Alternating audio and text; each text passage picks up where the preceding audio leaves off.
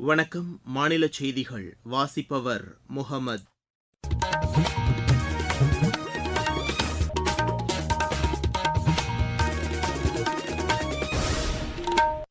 தலைப்புச் செய்திகள். சோழர் கால செப்பு பட்டயங்கள் இந்தியாவின் கலாச்சார மற்றும் பாரம்பரியத்தின் விலைமதிப்பற்ற சான்றுகள் என்று பிரதமர் திரு நரேந்திர மோடி கூறியுள்ளார்.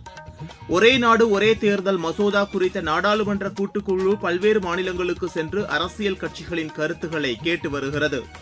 அஇஅதிமுக சட்டமன்ற கட்சி கொறடா தொடர்பாக உரிய நேரத்தில் உரிய முடிவெடுக்கப்படும் என்று சட்டப்பேரவைத் தலைவர் திரு ஜே.சி.டி. பிரபாகர் கூறியுள்ளார். மின்துறையை சீரமைக்க வேண்டியது அவசியம் என்று மாநில மின்துறை அமைச்சர் திரு நிர்மல்குமார் தெரிவித்துள்ளார். ஐபிஎல் கிரிக்கெட் போட்டியில் கொல்கத்தா அணி 29 ரன் வித்தியாசத்தில் குஜராத் அணியை வென்றது. இனி விரிவான செய்திகள்.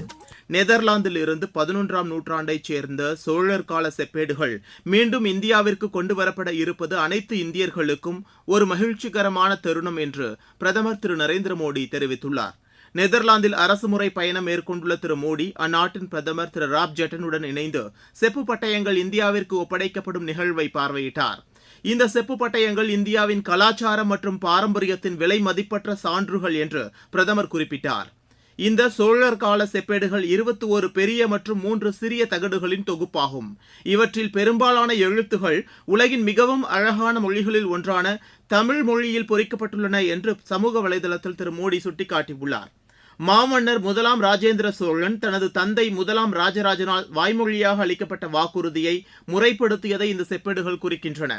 சோழர்களின் கலாச்சாரம் மற்றும் கடற்படை திறமையால் இந்தியர்களாகிய நாம் மிகுந்த பெருமை கொள்கிறோம் என்று தெரிவித்துள்ள பிரதமர், இந்த செப்பேடுகளை 19ஆம் நூற்றாண்டின் இடைப்பட்ட காலத்திலிருந்து பாதுகாத்து வந்த லெய்டன் பல்கலைக்கழகத்திற்கும் நெதர்லாந்து அரசுக்கும் தமது நன்றியை தெரிவித்துக் கொண்டார்.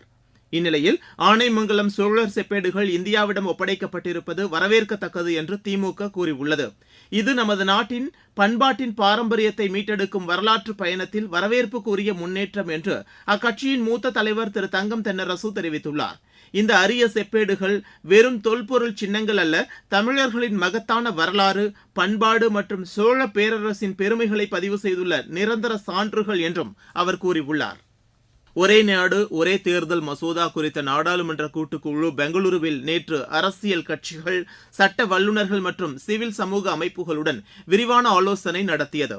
இந்த கூட்டத்திற்கு பிறகு செய்தியாளர்களிடம் பேசிய குழுவின் தலைவர் திரு பி சௌத்ரி, கர்நாடக துணை முதலமைச்சர் திரு டி.கே. சிவக்குமார், முன்னாள் முதலமைச்சர் திரு வீரப்ப மொய்லி மற்றும் பிஜேபி உள்ளிட்ட பல்வேறு கட்சிகளின் பிரதிநிதிகள் இந்த மசோதா குறித்த தங்களது கருத்துக்களை தெரிவித்துள்ளதாக கூறினார்.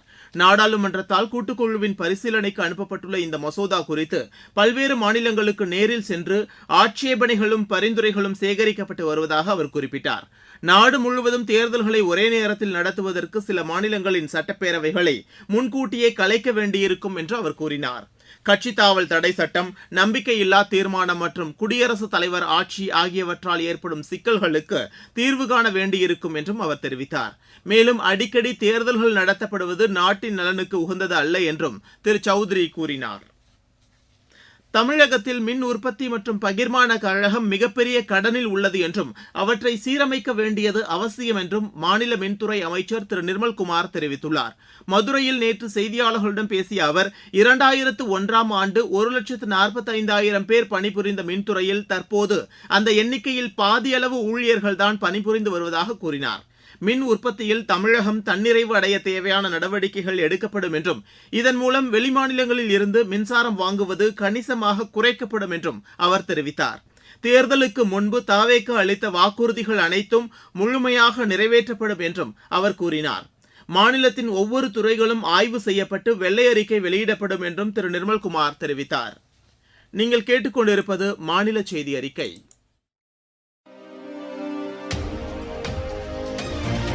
ஊரக வளர்ச்சிக்கான புதிய அத்தியாயம். வளர்ச்சியடைந்த இந்தியாவிற்கான ஊரக வேலைவாய்ப்பு உறுதி மற்றும் வாழ்வாதார சட்டம் ஜூலை மாதம் 1ஆம் தேதி முதல் செயல்பாட்டுக்கு வருகிறது. இந்த சட்டம் வருடத்திற்கு 125 நாட்கள் வேலையை உறுதி செய்கிறது.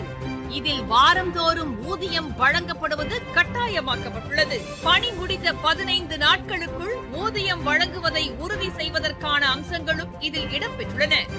ஊதியம் காலதாமதமாக வழங்கப்பட்டால் அதற்கான இழப்பீட்டுத் தொகைக்கும் இதில் வகை செய்யப்பட்டுள்ளது. வளர்ச்சியடைந்த இந்தியாவிற்கான பயணத்தில் மோடி அரசு தொடரும் சீர்திருத்த நடவடிக்கைகள்.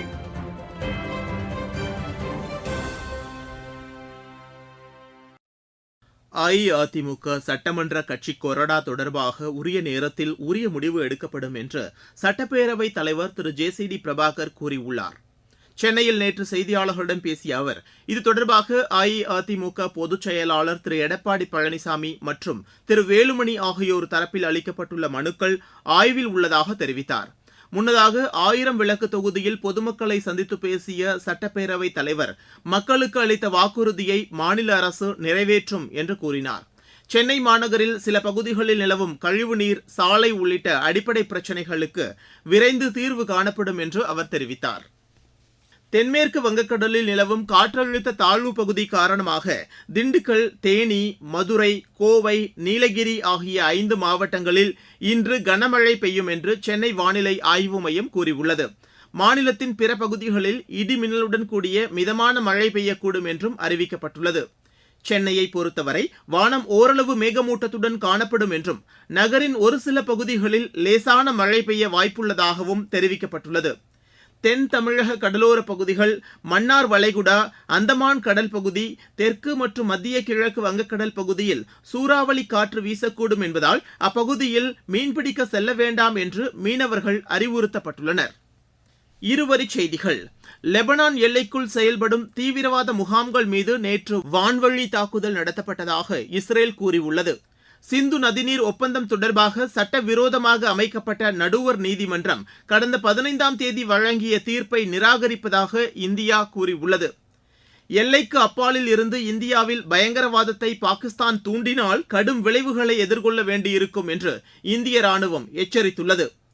புதிய விதிமுறைகளின்படி தலைநகர் தில்லியில் அடுத்த ஆண்டு முதல் மின்சார ஆட்டோக்கள் மட்டுமே இயங்க அனுமதிக்கப்படும் என்று அம்மாநில அரசு அறிவித்துள்ளது.